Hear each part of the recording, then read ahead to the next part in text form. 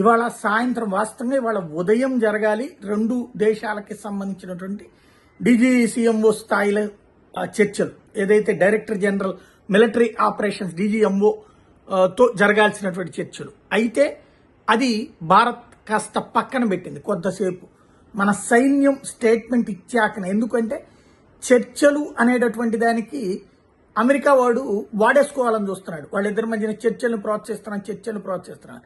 చర్చలు ఏమి ఉండవు, చర్చలు పీఓకే తప్పించి ఇంకోటి ఏమి ఉండదు అన్నటువంటిది చెప్పడానికి సైనికాధికారులకే ఆ ఛాయిస్ ఇచ్చారు. దాంతో మన త్రివిధ దళాలకు సంబంధించినటువంటి సైనికాధికారులు మాట్లాడింది చూసాం. ఆ తర్వాత సాయంత్రం 5 గంటలకి ఫోన్ చర్చ, అది కూడా ఏమని అగ్రిమెంట్ అంటే వాళ్ళు ఏ డ్రోన్స్ మొన్న కూడా కాల్పుల విరమణ అని చెప్పి ఆ వెంటనే మళ్ళీ విరమించే డ్రోన్స్ వాడారు.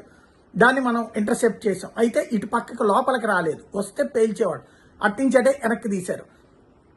అదే విషయాన్ని గుర్తు చేస్తూ ప్రొవోకేట్ చేయొద్దు, రెచ్చగొట్టద్దు అన్నటువంటిది, కాల్పులు కానీ డ్రోన్ల దాడి కానీ ఉండడానికి వీల్లేదు అని చెప్పాం.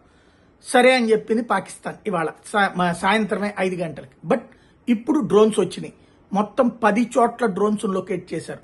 దాంతో అమృత్సర్ వెళ్తున్నటువంటి విమానాన్ని వెనక్కి తీసుకొచ్చేశారు. అదే సందర్భంలో డ్రోన్లకు సంబంధించి ఏకదం 30-40 డ్రోన్స్ చొప్పున వాడటం హమాస్ తీవ్రవాదులు వాడిన తరహాలు అనమాట. హమాస్ తీవ్రవాదులు కానీ, హిజ్బుల్లా తీవ్రవాదులు కానీ, అట్లాగే హౌతీ తీవ్రవాదులు కానీ ఇజ్రాయెల్ మీద వాడింది. ఎందుకంటే ముందు ఉన్నటువంటి ఎయిర్ డిఫెన్స్ సిస్టమ్ వల్ల వాళ్ళ డ్రోన్స్ అన్ని కొలాప్స్ అవుతూ వచ్చినాయి. దాంతో ఒకేసారి పెద్ద సంఖ్యలో పంపిస్తే అప్పుడు కొన్ని వాటిని ఇంటర్సెప్ట్ చేయలేక అవి కన్ఫ్యూజ్ అవుతాయి అనమాట. అలాంటి టాక్టిక్స్ వాడారు. ఇప్పుడు ఆ టాక్టిక్స్ లో భాగంగా ఈ డ్రోన్స్ ను పంపించారు. దీంతో అక్కడికి వెళ్తున్న విమానాలను వెనక్కి పంపించారు, ఆ ప్రాంతం బ్లాక్అవుట్ చేశారు. అట్ ద సేమ్ టైం డ్రోన్లకు సంబంధించి ఇంటర్సెప్ట్ చేస్తున్నారు.